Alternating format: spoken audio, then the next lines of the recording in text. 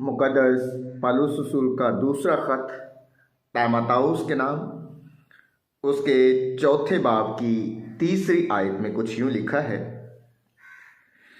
क्योंकि ऐसा वक्त आएगा कि लोग सही तालीम की बर्दाश्त ना करेंगे, बल्कि कान खुजलाते हुए अपनी बुरी बुरी ख्वाहिशों के मुआफिक बहुत से मौलम जमा कर लेंगे। मसीह में मेरे बहुत ही अजीज़ भाइयों और बहनों, आप सबको फादर अल्लाह रखा की तरफ से बहुत बहुत सलाम। और आप देख रहे हैं a river of burning fire YouTube channel. और मैं फिर वही कहूँगा कि अगर आप हमारे चैनल पर नए हैं तो हमारे चैनल को लाइक, शेयर और सब्सक्राइब कर लें, और उसके साथ साथ बेल आइकन को दबा लें ताकि हमारी हर आने वाली नई वीडियो का नोटिफिकेशन आपको मिलता रहे। आप जानते हैं कि हमने इन दिनों में साक्रामेंट्स शुरू किए हुए थे, और मैंने कहा था कि हम 7 साक्रामेंटों पर बातचीत करेंगे, और हम बपतिस्मा के साक्रामेंट पर बातचीत कर रहे थे। मेरी पिछली वीडियो में मैंने आपको ये बताया था कि बपतिस्मा क्या है। उसके बाद मैंने बताया था कि हम इस 3 किस्तों में बातचीत करेंगे और बपतिस्मा के साक्रामेंट को मुकम्मल करेंगे। इन्हीं दिनों में मुझे एक वीडियो आई जो गालिबन किसी पास्टर ने बनाई थी, और उसमें जो कुछ बयान किया गया था उसे हम सुनते हैं। तो आए सबसे पहले ये वीडियो देखते हैं। सुनिए, निजात यीशु नाम में है। हम में से बहुत सारे मुकद्दसा मरियम से भी निजात मांग। कहीं पर बाइबल मुकद्दस में कहीं पर ये प्रैक्टिस नहीं हुई है, इसको अमल में नहीं लाया गया। ना किसी रसूल ने, ना किसी शागिर्द ने, ना किसी कलीसिया ने मुकद्दसा मरियम से दुआएं की हैं। यीशु मसीह ने कहा था, मेरे नाम से बाप से जो कुछ चाहोगे वो तुम्हें। अगर आप अमाल 4:12 में आ जाएं, वहां लिखा है, क्योंकि आसमान के नीचे कोई दूसरा नाम। यूहन्ना की इंजील में जो यीशु मसीह ने काना गलील में सबसे पहला मौजज़ा किया, और मुकद्दसा मरियम यीशु मसीह के पास आ गई, इनकी मैं खत्म हो गई है। तो खुदावंद ने कहा कि ए औरत, मुझे तुझसे क्या काम। अब वहां पर एक खूबसूरत बात मुकद्दसा मरियम ने कही है, कहती है, जो कुछ ये तुमसे कहे वो करो।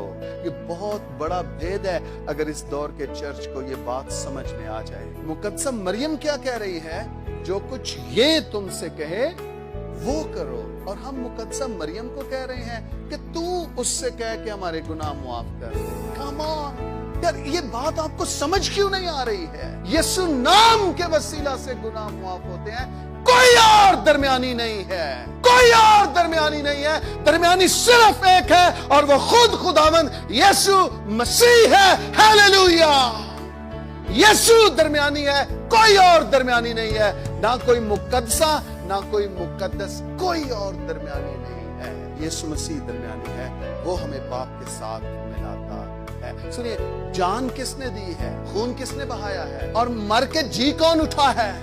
तो फिर दरमियानी कोई और हो ही नहीं सकता। सिर्फ यीशु है जो मुआ और जी उठा और अब्दुल्लाबाद जिंदा है, वही दरमियानी है। और उसी के नाम से लिखा है बाइबल मुकद्दस में, तेरे नाम से कौमें भी उम्मीद रखेंगी। कोई और नाम नहीं है, किसी और नाम के वसीला से दुआएं मत कीजिए। एक ही है, उसने कहा था, मेरे नाम से बाप से जो कुछ चाहोगे वो तुम्हें मिल। मेरे नाम से किसी और का हवाला देने की या सिफारिश करवाने की जरूरत नहीं है। जब मेरी डायरेक्ट यीशु मसीह के साथ बातचीत है, गुफ्तगू है, जब वो मेरी सुनता है, तो मुझे क्या जरूरत है वाया डालने की कि तू मेरे लिए दुआ कर दे, तू मेरे लिए दुआ कर दे।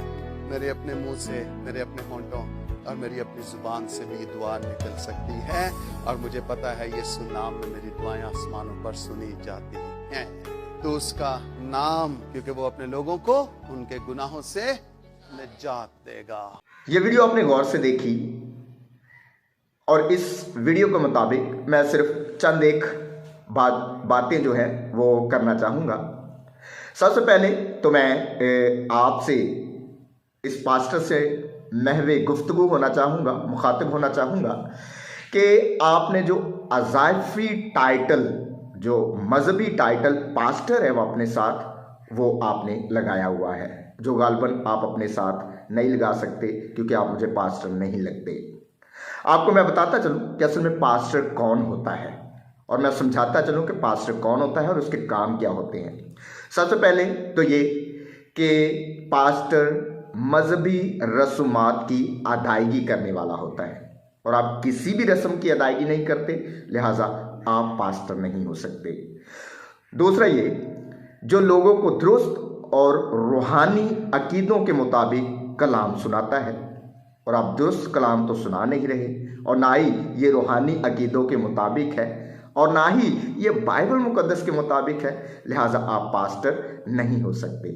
तीसरा पॉइंट ये है कि जो लोगों को यीशु के पास लेकर आता है, मतलब ये कि जो लोगों का और यीशु का या लोगों का और खुदा का दरमियानी होता है, तो बकौल आपके दरमियानी कोई भी नहीं है, लिहाजा आप पास्टर नहीं, अपना वजूद ख़त्म करें। हाँ, आपको अपना वजूद ख़त्म करना पड़ेगा, क्योंकि आप भी लोगों की दुआएं सुनते हैं, आप भी लोगों के लिए दुआएं करते हैं। बहुत सारे लोग आपको कहते हैं कि पास्टर साहब हमारे लिए दुआ करें। हाँ, मैं उनसे महवे गुफ्तगू होना चाहूँगा, उनसे गुफ्तगू करना चाहूँगा जो आपकी इस तकरीर को सुनकर तालियां बजा रहे हैं। मैं चाहूँगा कि मेरी वीडियो उन तक ज़रूर पहुँचे। तो उन्होंने भी आके, बहुत सारों ने आपसे ये कहा होगा कि पास्टर साहब हमारे लिए दुआ करें, हमारी फ़लाँ काम के लिए दुआ करें, हमारी फ़लाँ मुसीबत के लिए दुआ करें। तो इसका मतलब है, जब वो आपसे कह रहे हैं कि हमारे लिए दुआ करें, तो इसका मतलब है कि आप उनके और खुदा के दरमियानी बन चुके हैं। तो बकौल आपके दरमियानी कोई नहीं है, तो लिहाजा आप पास्टर नहीं हो सकते, आपका वजूद नहीं है। इसके बाद मैं आपको ये कहना चाहूँगा कि एक मुबारकबाद भी पेश करना चाहूँगा कि आपकी वीडियो मेरे तक पहुँच गई है, और जब मेरे तक पहुँच गई है तो फिर आपको सही जवाब भी मिल जाएगा। उसके लिए मैं मुबारकबाद आपको पेश करना चाहूँगा। जिस शख्स ने मुझे ये वीडियो भेजी है, मैं उसको शुक्रगुजार हूँ, और थोड़ा नाराज़ भी हूँ कि उसने मुझे पूरी वीडियो नहीं भेजी। ये सिर्फ 2 मिनट की, और गालबन 2 मिनट और कुछ सेकेंड्स की वीडियो मेरे पास आई है, और इन 2 मिनट और कुछ सेकंड्स में जो आपने तकरीर की है, जो आपने बातें की हैं, आपने बहुत सारी गलतियां कर दी हैं उसमें, और ईमानी भेद से मुनहर्रफ हो गए हैं। तो ये 2 मिनट की वीडियो थी, ना जाने पूरी वीडियो में क्या बनता। तो सबसे पहले मैं ये आपसे पूछना चाहूँगा कि ये वीडियो आपकी तकरीबन गालबन कोई क्रिसमस के करीब की है या क्रिसमस की वीडियो है। तो मैं ये पूछना चाहूँगा कि आपके पीछे एक क्रिसमस ट्री लगा हुआ है, आप देख सकते हैं। तो मिस्टर शौकत, ये क्रिसमस ट्री गालबन रवायती है, और इसकी तारीख मैं आपको बताता चलूँ। अगर आपने हिस्ट्री पढ़ी होती या पढ़ लेते तो आपके लिए अच्छा होता। इसकी तारीख मैं आपको बताता चलूँ कि जब 675 से 754 के दरमियानी इशरा में मुकद्दस बोनीफेस जो इंग्लिश बिशप था जर्मनी गया, तो ताकि वो रोमी कैथोलिक कलीसिया की तरफ से जर्मन में खुदा के कलाम का बीज बोए। तो इसने बहुत सारे लोगों में खुदा के कलाम का प्रचार किया। फिर मुकद्दस बोनीफेस कुछ अरसा के लिए रोम पोप ग्रेगरी II से मिलने गए, और जब वापस आए तो देखा कि जिस तरह बनी इस्राएल हज़रत मूसा के पहाड़ पर जाने के बाद बछड़ा बनाकर उसको पूजते थे, उसकी पूजा करने लगे, उसी के आगे कुर्बानियाँ चढ़ाने लगे। तो इसी तरह जर्मन के लोग भी, एक दरख्त था ओडेंस सेक्रेड ऑक ट्री, और उसके नीचे अपने नौजवानों की कुर्बानियां करने लगे। तो मुकद्दस बोनीफेस ने एक कुल्हाड़ा लिया और उस ओडेंस सेक्रेड ऑक ट्री को काट डाला। मुकद्दस बोनीफेस की ये जुर्रत साबित कर रही थी कि अब जर्मन में मसीहत की फतह हो रही है। इसकी जगह पर मुकद्दस बोनीफेस ने उन्हें सरसब्ज पत्तों का एक दरख्त बनाने की इजाज़त दी, जिसको उसने क्रिसमस ट्री का नाम दिया, और फिर चलते चलते 16वीं सदी में इसका बाकायदा आगाज़ हुआ जो पूरी दुनिया में फैला। इसलिए ये क्रिसमस ट्री रवायती है, रवायत पर मबनी है, और आपने जो है वो रवायत को अपने पीछे लगाया हुआ है, और बकौल आपके आप रवायतों को नहीं मानते। तो अगर आप रवायतों को नहीं मानते तो रवायत को आपने पीछे लगाया हुआ, जो गालबन बिल्कुल गलत है आपके लिए, क्योंकि बाइबल मुकद्दस कहती है रवायतों को माने और आप रवायतों को मानते नहीं। इसका मतलब है कि अंदर ही अंदर से आप रवायतों को मानते भी हैं, अंदर ही अंदर से आप रवायतों को मानते भी हैं। और अगर नहीं मानते तो बाइबल मुकद्दस से लाइल्मी और आसान फरामोशी की इंतहा है। आपने अपनी गुमराह कुन बातों में एक बात ये भी कही थी कि बहुत सारे लोग मुकद्दसा मरियम से निजात मांगते हैं। मुझे अफसोस से कहना पड़ रहा है कि आपने अपने अल्फाज पर गौर नहीं किया। खैर, गौर तो वो करते हैं जो समझ बूझ रखते हों, जो हिकमत और सोचने की सलाहियत से मुनव्वर हों, जो भरपूर हों। तो आप में मुझे दूर दूर तक हिकमत और फहम नज़र नहीं आई। एक हवाला पेश किए देता हूँ, शायद आपको समझ आ जाए। मुकद्दस लूका की अंजील उसके पहले बाब की 31वीं आयत में अगर आप पढ़ेंगे या देखेंगे तो वहाँ पे लिखा है, और देख तू हामला होगी और तेरे बेटा होगा और तू उसका नाम यस्सु रखेगी। अब कौन नहीं जानता कि यस्सु नजात देहिंदा है या नजात देने वाला है। तो वो हामला औरत मुकद्दसा मरियम है और यस्सु नजात देहिंदा है, तो इसका मतलब है जो नजात आ रही है वो मुकद्दसा मरियम से आ रही है। कभी आपने लॉजिक पढ़ा है? खैर, नहीं पढ़ा होगा। इसमें हम सिलोजिज्म बनाते हैं, तो इसमें मैं एक जो है वो सिलोजिज्म बनाऊंगा ताकि आपको समझ आ जाए। वैसे इतनी आसानी से तो मैं अपने सेमिनेरियंस को भी नहीं समझाता जितनी आसानी से मुझे आपको समझाना पड़ रहा है। तो सिलोजिज्म कुछ यूँ है कि मुकद्दसा मरियम यीशु मसीह की माँ है। दूसरी स्टेटमेंट, यीशु मसीह नजात है। फिर कंक्लूजन, लिहाजा मुकद्दसा मरियम नजात की माँ है। अभी भी समझ नहीं आई तो तकवीन, जिसे आप पैदाइश की किताब कहते हैं, उसके 3 बाब की 15वीं आयत का मुताला कर लें। आपको शायद वहाँ से ही समझ आ जाए, लेकिन समझना तो आप समझ तो नहीं सकते, लिहाजा फिर भी आप देख लीजिएगा। आपकी स्क्रीन में आपने काना जलील के मौजज़े की बात की थी, जिसमें आपने बड़ा जोर दे के कहा था, जो कुछ ये तुमसे कहे वो करो। अच्छा होता आप इसका सियाको सबाक भी थोड़ा देख लेते। तो मुकद्दस यूहन्ना की अंजील उसके 2 बाब की 3 आयत पर आपने शायद बहुत जोर दिया था और शायद गौर नहीं किया। 1-2 सवालात हैं, वो मैं आपसे पूछना चाहूँगा कि मुकद्दसा मरियम को कैसे पता चला कि उनकी मैं घट गई है। सवाल नंबर 1 है, मुकद्दसा मरियम को कैसे पता चला कि उनकी मैं घट गई है। दूसरा ये सवाल करना चाहूँगा, क्या मुकद्दसा मरियम इंतज़ामात में साथ दे रही थी या मेहमान के तौर पे बुलाई गई थी? तो हकीकतन मैं बताता चलो सवालात तो मैंने पेश कर दिए हैं, इन पर गौर भी कीजिएगा, लेकिन सवाल का जवाब भी मैं थोड़ा देता चलूँ। हकीकतन वो मेहमान के तौर पे बुलाई गई थी। और उसको पता कैसे चला कि मैं घटी है? क्योंकि उसके पास घर वाले सिफारिश लेकर आए थे। हाँ, घर वाले आए थे उसके पास और तभी से उसको पता चला कि मैं घट गई है। अगर सिर्फ यीशु ही दरमियानी है, उसी के पास जाना चाहिए, तो घर वाले मुकद्दसा मरियम के पास क्या लेने गए थे? क्योंकि यीशु भी वहाँ मौजूद था, इसलिए उन्हें चाहिए था कि सीधा यीशु के पास जाते। लेकिन वो पहले किसके पास आए हैं? उसकी माँ के पास, मुकद्दसा मरियम के पास पहले आए हैं। इसका मतलब है घर वालों की और यीशु की दरमियानी कौन हुई? मुकद्दसा मरियम। तो इससे मुंह नहीं मोड़ा जा सकता कि मुकद्दसा मरियम जो है वो हमारी दरमियानी है। सब जानते हैं कि माँ की बेटा मोड़ नहीं सकता, और इसका सबूत मैं आपको देना चाहूँगा।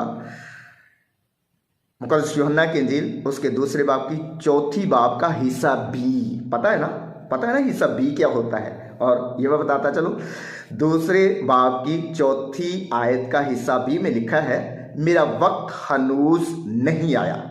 यानी उसका वक्त नहीं आया। ये अल्फाज करते हैं कि अभी तक यीशु मसीह ने कोई मौजज़ा नहीं किया था। मुकद्दस यूहन्ना की अंजील के मुताबिक अभी तक कोई मौजज़ा नहीं किया, अभी तक कोई करिश्मा नहीं किया, अभी तक कोई करामात नहीं दिखाई। इसलिए क्योंकि अभी उसका इरादा ही नहीं है कुछ करने का, हाँ, क्योंकि उसका वक्त हनूस नहीं आया था। तो फिर भी उसने अपने इरादे की पुख्तगी पर मुकद्दसा मरियम को तरजीह दी। हालांकि उसका वक्त नहीं था, लेकिन फिर भी क्या किया कि उसने अपनी माँ के हुक्म की तरजीह दी, माँ के हुक्म को माना। और अगर ये माँ का हुक्म था कि मैं घट गई है, और उसने पानी को मैं में तब्दील कर दिया, जिस पर आप बहुत ज़्यादा जोर दे रहे थे। दूसरे बाब की 5वीं आयत का हिस्सा भी, जो कुछ ये तुमसे कहे वो करो। तो मैं बताने लगा हूं कि इसमें माँ का बेटे पर एतमाद नजर आता है। उसने हुक्म दे दिया है, और अगरचे वक्त नहीं भी है तो भी मौजज़ा हो गया है। हाँ, अगर माँ का कहना ना मानता तो फिर मौजज़ा भी ना करता, अगर माँ का कहना ना मानता तो फिर मौजज़ा भी ना करता। इसका मतलब है माँ का कहना उसने मानना था, वक्त भी नहीं था, फिर भी माँ का कहना माना है। तो इसका मतलब है वो माँ की सुनता है, माँ की मानता है, माँ दरमियानी है, माँ सिफारिश करने वाली है, माँ सब कुछ करती है। इसलिए उसने माँ के कहने पे उस पानी को मैं में तब्दील कर दिया। हाँ, तो इसलिए मुकद्दसा मरियम हमारी दरमियानी है, और उस वक्त वो ख़ानदान और यसू के दरमियानी बनी हुई थी। एक और आपने एक और बात अपनी तकरीर में कही थी कि इस दौर के चर्च को समझ क्यों नहीं आ रही। तो मैं एक और बताता चलूं, आपकी हिस्ट्री को दुरुस्त करता चलूं, आपकी तारीख को दुरुस्त करता चलूं, कि जो मुकद्दसा मरियम से सिफारिश तलब करते हैं, या जो मुकद्दसा मरियम से सिफारिश करते हैं, या जो मुकद्दसीन से दुआएं करते हैं, वो कैथलिक कलीसिया है, पाकमा कैथलिक कलीसिया। और इसकी तारीख में आपको बताता चलूं कि ये दौरे हाजिर की कलीसिया नहीं है। 2022 साल पुरानी ये कलीसिया है, जिसकी बुनियाद रसूलों पर रखी गई है, और जिसकी बुनियाद रसूलों ने खुद जिसकी बुनियाद रसूलों पर रखी गई है, और खुदावंद यीशु मसीह ने खुद ये बुनियाद रसूलों पर रखी थी। हाँ, तो कैफा है, और इस कैफा पर मैं अपनी कलीसिया बनाऊंगा। और ये 2022 साल पुरानी बात है, जिसको आप दौरे हाजिर की कलीसिया कह रहे हैं। इसका मतलब है दौरे हाजिर की कलीसिया आप हैं, और आपको समझ नहीं आ रही। तो लिहाजा ज़्यादा जोर आपने दिया है कि कोई दरमियानी नहीं है। बहुत अच्छे तरीके से आप बयान करने की सही कर रहे थे, कोई दरमियानी नहीं है। और कोई दरमियानी नहीं है तो सबसे पहले आप अपना वजूद ख़त्म करें, आप भी दरमियानी ना बनने की कोशिश करें। हाँ, कलीसिया और खुदा के दरमियानी आप भी बनने की कोशिश ना करें। दूसरा, आपने जोर दिया था कि कोई दरमियानी नहीं है, तो मैं आपको एक लंबी लिस्ट बताने लगा हूं जो खुदा और लोगों के दरमियानी हुए हैं। उससे पहले मैं आपको अब्रानियों के नाम खत उसके पहले बाब की पहली ही आयत सुनाना चाहूँगा, जो गालबन आपने पढ़ी भी होगी, सुनी भी होगी, लेकिन आप ये बातें कहते हुए उस पर गौर करना भूल गए। वो ये है कि अगले ज़माने में खुदा ने वक्त ब वक्त और तरह ब तरह अंबिया की मार्फत कलाम करके इन अयाम के आखिर में हम ही से बेटे की मार्फत कलाम किया। इसका मतलब है तरह ब तरह अंबिया की मार्फत वो कलाम करता रहा है। यानी अंबिया जो थे वो लोगों के और खुदा के दरमियानी थे। कुछ मसाले मैं पेश करना चाहूँगा पुराने अहदनामे से, और फिर कुछ नए अहदनामे से मसाले मैं आपको पेश करना चाहूँगा। अब जानते हैं बाप इब्राहिम, जब सदोम और अमूरा की तबाही का वक्त था, तो बाप इब्राहिम ने सिफारिश की थी। हाँ, लोगों की सिफारिश उनके बदले में वो उनको तबाही से बचाना चाहता था, और उनकी सिफारिश करता रहा, उनका दरमियानी बना रहा। यानी सदोम और अमूरा के लोगों का और खुदा का दरमियानी कौन था? बाप इब्राहिम। फिर उसके बाद एक और मिसाल देता चलूँ हज़रत मूसा की। खुदा को क्या पड़ी थी? अगर खुदा ने डायरेक्ट ही बनी इसराइल को बचाना था या मुल्क मिस्र से निकाल लाना था, तो फिर उसे क्या ज़रूरत पड़ी हज़रत मूसा को मुकर्रर करने की? और हजरत मूसा जो था बनी इसराइल का और खुदा का दरमियानी बना। फिर हजरत मूसा देखें कि वादे की सरजमीन में दाखिल नहीं हुआ, और वादे की सरजमीन में दाखिल होने के लिए खुदा ने एक और अपना दरमियानी मुकर्रर किया, योशा बिन नून। योशा बिन नून वो भी खुदा बनी इसराइल और खुदा का दरमियानी बना। फिर उसके बाद एक और बात मैं बताता चलूं कि यहूदियत जो अपने लोगों के लिए लड़ाई करती है, अपने लोगों के लिए, अपने लोगों के लिए लड़ाई करती है, और ये भी जो है वो लोगों की और खुदा की दरमियानी बनी। आस्तीर अपने लोगों के लिए, अपनी कौम के लिए रोज़ा भी रखती है, दुआएं भी करती है अपनी कौम के लिए। इसका मतलब है अपनी कौम, जो उसकी कौम है, उस कौम की और खुदा की दरमियानी उस वक्त आस्तर बनी हुई है। इर्मिया नबी अपनी उम्मत और शहर यरूशलेम के लिए दुआएं करता है, दुआएं करना चाहता है और दुआएं करता भी है। इसका मतलब है शहर यरूशलेम और अपनी उम्मत का दरमियानी जो है वो इर्मिया नबी है। उसके बाद यशायाह नबी, ऐसा नबी जिसने अपनी उम्मत के लिए अपने आप को चिरवा दिया। और यशायाह नबी जो है वो लोगों का और खुदा का जो है वो दरमियानी है। उसके बाद मैं थोड़ी नए अहदनामे पर बातचीत करना चाहूँगा। नए अहदनामा, आपको ज़्यादा नए अहदनामे को तरजीह देते हैं और हवाला जात जो फंसाने के लिए देते हैं, जो सवाल करने के लिए देते हैं, वो पुराने अहदनामे से देते हैं। नए अहदनामे में भी आपको हवाला जात मिल जाते हैं। मैं आपको ये बताता चलूँ कि मुक़द्दस पौलुस रसूल करंथियों के नाम खत, यानी करंथियों का नाम खत, दूसरा खत, उसके 13वें बाब की 7वीं आयत में बड़ी खूबसूरत अंदाज में लिखा है, मुक़द्दस पौलुस रसूल खुदा से अपने लोगों के लिए दुआ करता है। मुक़द्दस पौलुस रसूल, मैं नए अहदनामे की बात कर रहा हूँ। नए अहदनामे में मुक़द्दस पौलुस रसूल जो है वो खुदा से अपने लोगों के लिए दुआ कर रहा है। इसका मतलब है कि नए अहदनामे में मुक़द्दस पौलुस रसूल लोगों का और खुदा का दरमियानी है। फिर यहाँ पर नहीं समझ आ रही तो आप रोमियो के नाम खत, उसके 10वें बाब की पहली आयत में ले लें। मुक़द्दस पौलुस रसूल कसूरवारों के लिए दुआ कर रहा है, कसूरवारों के लिए। वो यहूदी जो कसूरवार थे उनके लिए मुक़द्दस पौलुस रसूल क्या कर रहा है? दुआ कर रहा है। अगर यहाँ पे भी समझ नहीं आती तो फिर मैं एक और हवाला देना चाहूँगा, मुक़द्दस यूहन्ना का 3रा खत।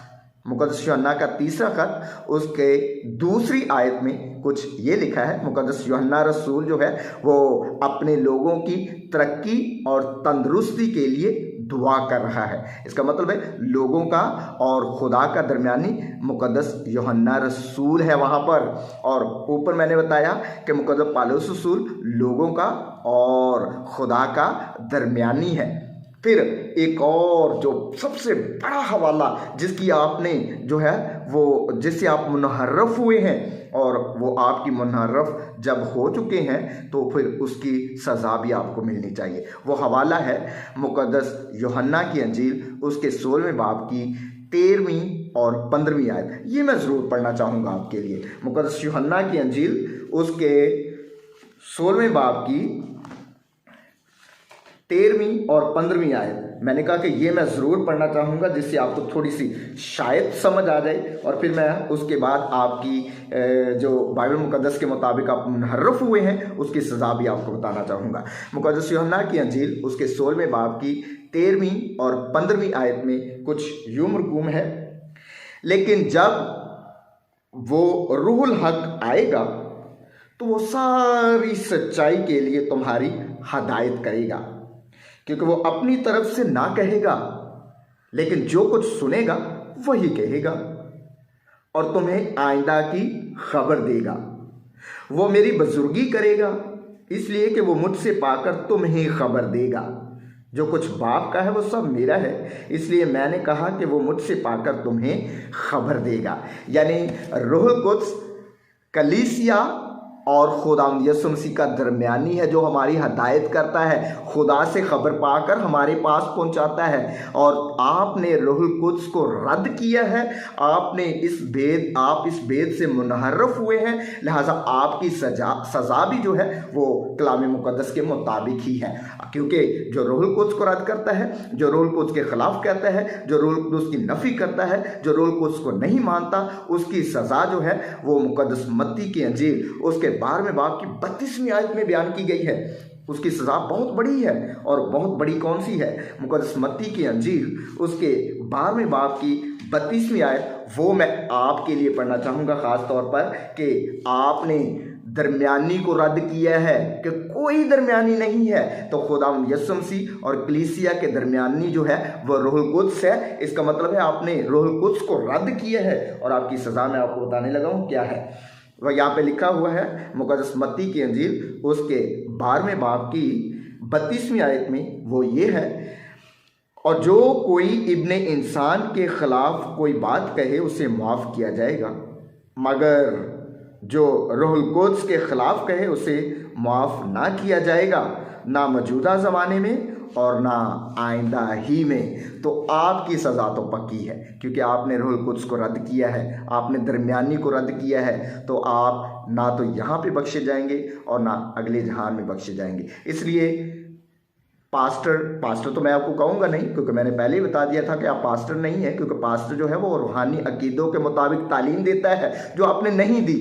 हाँ, तो खैर मनाएं कि आपकी पूरी वीडियो मुझ तक नहीं पहुंची। अगर मुझ तक पूरी वीडियो पहुंचती तो ना जाने कितनी गलतियां की होती आपने, ना जाने कौन कौन से अकीदे से आप मुनहरफ हुए होते।